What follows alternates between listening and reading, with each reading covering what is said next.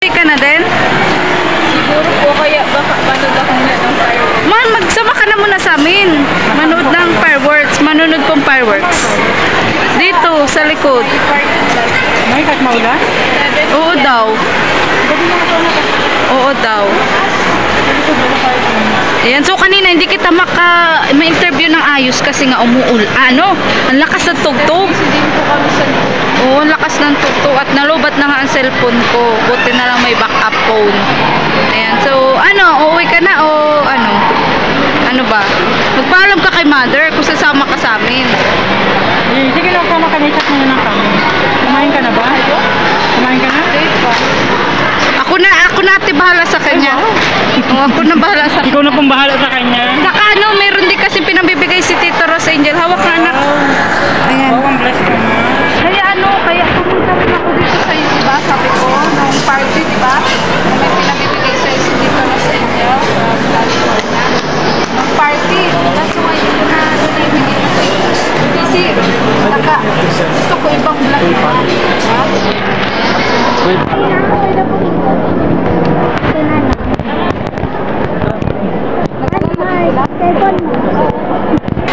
So, ayan na magandang po.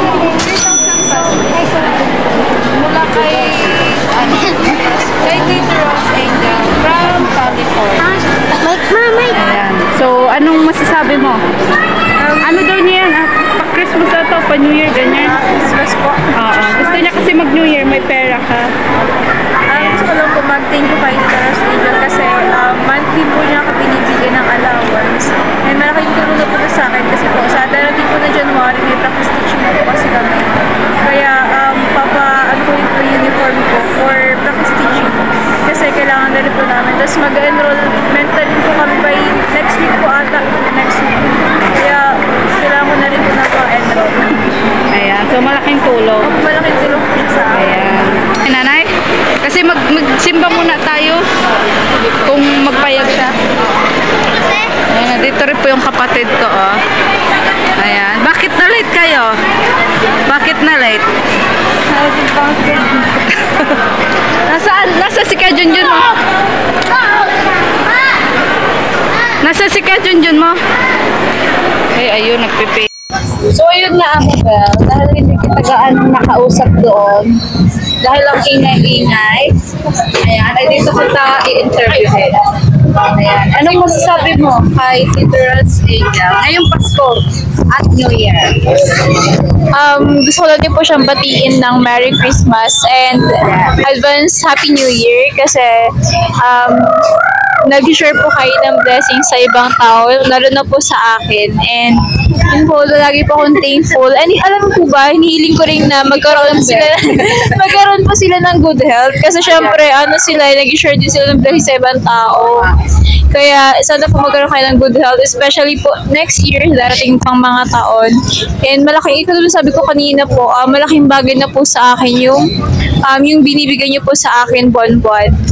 And ayun po, Makagraduate ka. opo, hanggang sa makagraduate po ako. So, ito nga pala yung kauna-unahan na taon siguro na hindi ka na-sideline sa McDo.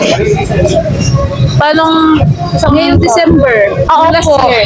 Last year, di ba? For sure, mapagod yun. Sobra po kasi kapag December, asahan na po natin yung sobrang dami ng tao. Tapos, saan pa natin yung kahit gutom ka na, kahit pagod ka na, kailangan mag-work mo rin. Kasi, naranasan ko yan. priority mo yung mga tao kasi mga tao gutom din. Oo. Kaya kailangan, lang, sundin yung customer kahit na ikaw di ka na okay. Pero grabe din nun ng overtime. Overtime. Kahit po mga part-time, nag-overtime kami. Minsan naglalagpasin kami ng 8 hours. Naranasan ko po nag-duty ako ng parang 15 hours. Di grabe. Pero parang usapan di ba po, part-time lang. Pero decision mo naman po kung mapayag kang mag-extend. Pero syempre pag kailangan mo, di ba? Bakit hindi? Minsan lang ang Pasko, minsan lang ang overtime na yan. Kaya lagi ka rin na nag-overtime. Mabanda ko sa ilong mo, Phil. Nagwa na lang po kay Papa. Parang 50% lang yung tangos. Nung ilong ko. Minsan nga po may nagtatanong sa akin kung pinaritoke ko daw ilong ko. Parang grabe naman kayo sa ilong mo na natural pa naman. Para kang may lahi. Ang sabi po nila sa akin, si Lola, parang may lolo or lola din na Spanish daw po, gano'n. Ay siya?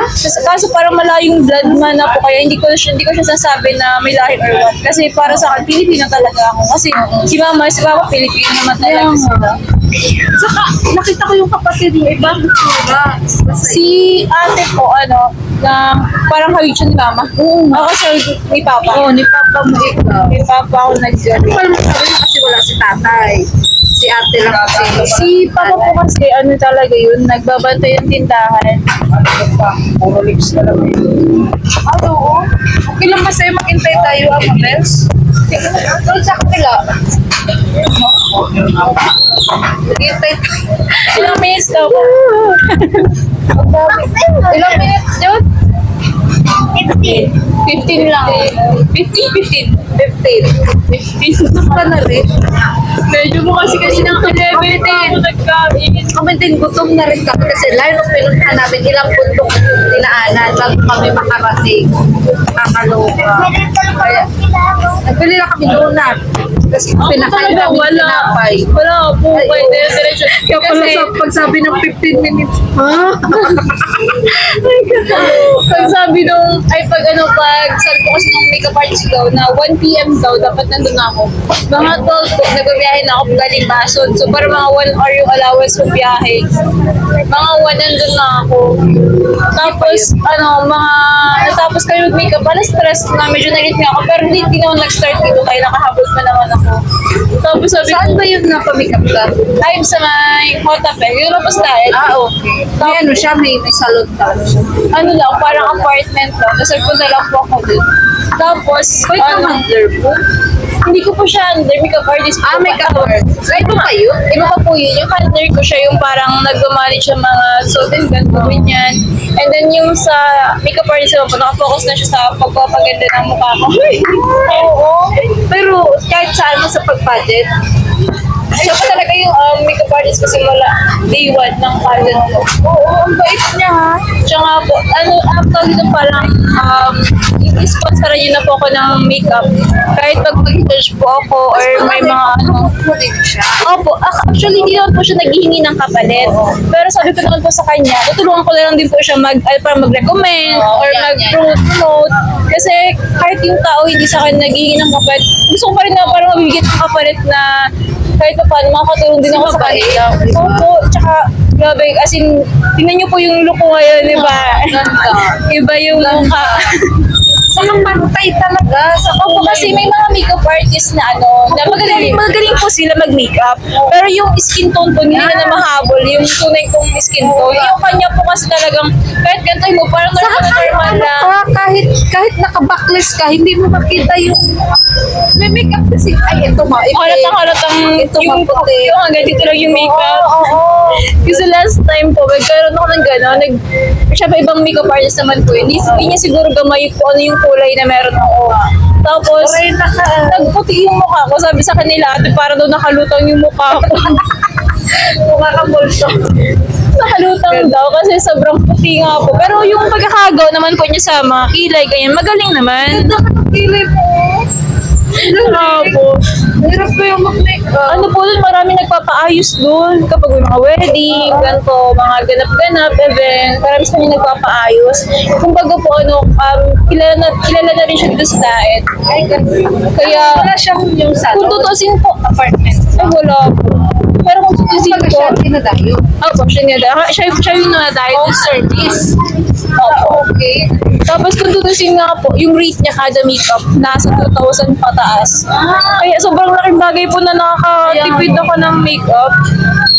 Oo, kaya 1,000 po ata pataas or 2,000 pataas, parang ganun. Ay, laking bagay. Makeup lang, tapos po.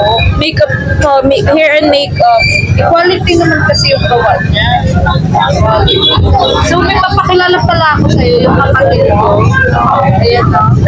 Jacqueline. Ano masasabi mo, Jacqueline, kay Amabel? Ang ganda. Ganda na. Mas maganda. Ito tayong lahat. Hindi ako matalo. Ayan. Pero na-meet mo na siya na yung Nung anong party. Ay, nung birthday niya, tapos nung party. Ayaw ng birthday niya Sa pala. may San Vicente. O ng birthday niya, hindi ko tanda. Ay, siya. Nandiyan pa ba siya? Pero ibang itsura niya noon. Mas maganda siya ngayon. Yeah. Diba? Ano masasabi mo sa kulay na Amabel? Ano, morena baga. Ang ganda. Filipino. Lucky color to next year. Lucky color ka. Lucky color Hindi next ka pa sa Grabe. Mocha brown. Mocha brown.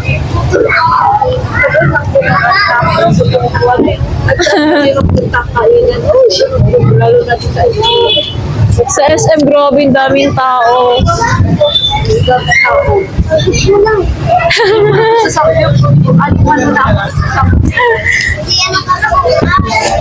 Mamaya, di ba na mauubos? Tirap-tirap makaubos ng ano, mga leftover. Eh, pag may leftover po ata, may bayad. Di ba may bayad?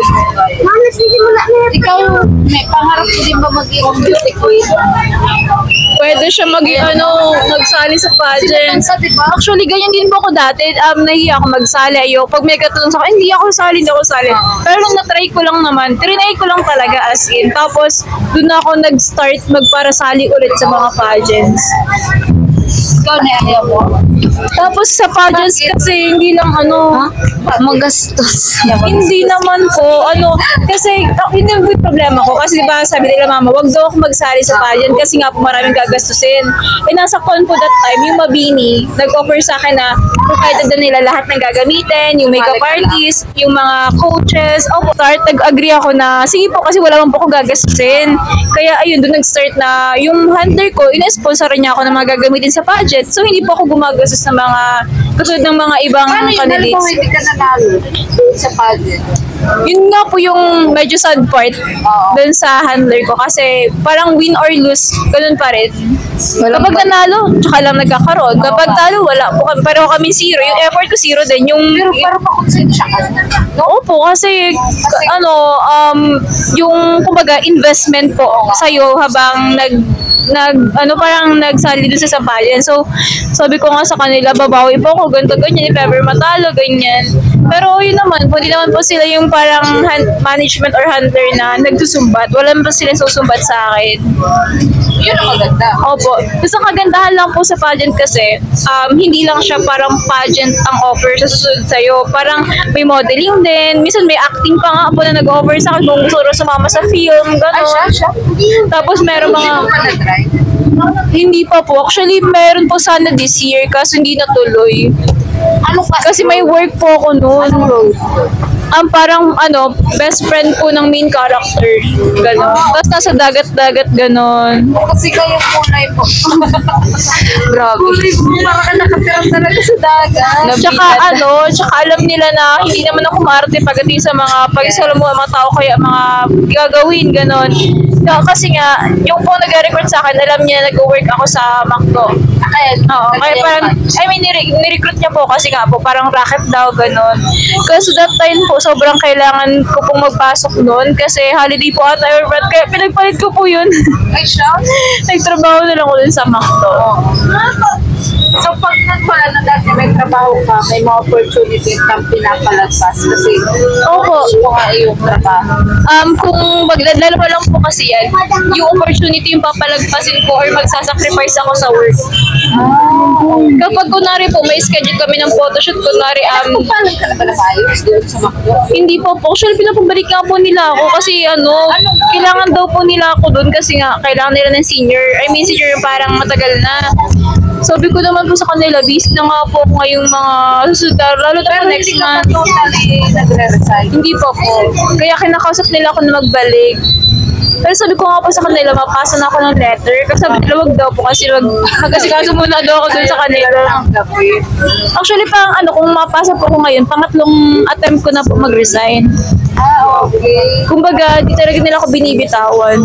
Kasi nga magkumagaling ka kaabang. Tapos, syempre, matagal na rin po. Masipag ka kasi kung hindi ka masipag, hindi ka naman nila pipilitin. Anong height mo, Amabel? Ako po, 5'5". Ikaw? Mga 5 ano siya sa tingin? Sino ba mas mataas sa amin? Ikaw. Ikaw, konti. Kunti lang tayong difference na mga 5'4". 5'4". 5 ka. Mga ganun, 5'4". Pero ang bata niya pa kaysa sa'yo, 18 pa lang siya. Ikaw, 20. Ay, 20 na siya? 22. Ikaw, siya magsisimula pa lang sa college niya. Anong course yung pinipili niya? Ano gusto mo bang course? IT po ba? Ha? IT. O IT. Maganda rin. Maraming opportunity sa IT. Oo. Pero hindi pa namin alam kung pasado siya sa ESL. Oo. Hindi pa namin alam. Pero matalino naman. Beauty branding niya. Kaso naisip pa lang niya gastusin pag sumasali. Pagsasali siya sa mga ganyan. Kaya hindi siya sumasali. Malay mo may mag-sponsor sa kanya. Oo, alaman. Pero malay mo maging service. Kasi parang naisip din daw niya na pa nag-college siya maging service crew siya, ganyan. Kapag kaya niya naman mag-part-time, pwede naman yun. Kaso sa IT kasi, parang bihira lang yung natagal sa amin na IT. Pero mayroong nakapag-graduate sa amin na IT. Bakit? Kasi may mga code kasi, mga coding, ganyan-ganyan. Ginagawa sila. Mahirap. Tapos, Lalo na yung thesis. capstone yata yung tawag nila dun eh. Capstone. Gagawa sila mga website sa ano. Nakatrabaho ka din dating IT. Meron po, actually parang siguro marami naman. Tapos parang may isa na nakagraduate. As in, proud na proud siya kasi napagsabay niya yung school tapos yung pagiging IT. Sabi ko sa kanya, ate, ang galing-galing mo po naman nagagawin ni IT ka, ang hirap-hirap ng IT. Tapos sabi niya, ano daw, parang minsan daw may time na wala na siyang tulog. Kasi syempre pag uwi niya ng bahay, magawa na naman siya ng website or ng code. Kaya sobrang pagod daw. Sa tingin mo, kaya ba ni Jacqueline? Kaya niya yan. Pag gusto niya, no? Pag gusto kakayanin mo. Kayanin mo yan.